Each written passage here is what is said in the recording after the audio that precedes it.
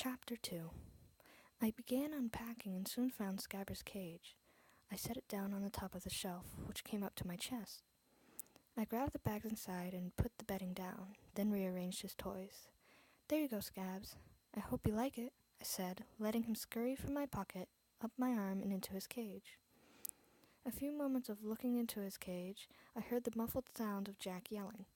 I pressed my ear up against the door to listen.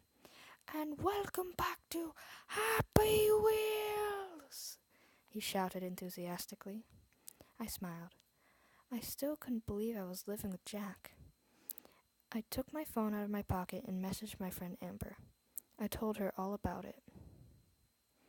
I soon unpacked everything and slowly walked into the kitchen. He had a metric ton of junk food, obviously to be expected.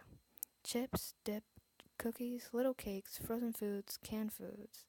How is he not fat? I asked myself aloud. Even though it was my house too, I still felt like I was snooping. He even had paintings hanging up in his kitchen of Sam. I smiled. Quietly returning to my room, I shut the door and finished putting everything away. I was so happy with everything. I wanted to see the rest of the house, but I decided to wait until Jack had finished recording. I didn't want to bother him or make any noise. I decided to sit and listen to Jack record for a while. Hearing him in another room and not blasting through my headphones was a change. Still really awesome, though.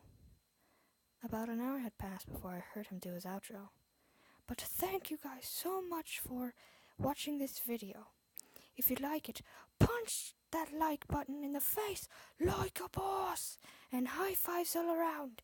Whoopsh, whoopsh. Thank you guys, and I'll see you all." I put my hands up and waited. "In the next video!" I yelled along with him. I couldn't help it. I always did his outro with him. I heard him laughing, then say, "My new roommate just did my outro with me in another room. Did you guys hear her? Ha!" Oh, damn, I hope he didn't mind. Both of our doors were closed, so it probably didn't show up on the record. I looked over at my art bag and didn't like where it was sitting. Walking over, I picked it up and put it onto my bed. Jack knocked on my door. "Come in," I said sweetly.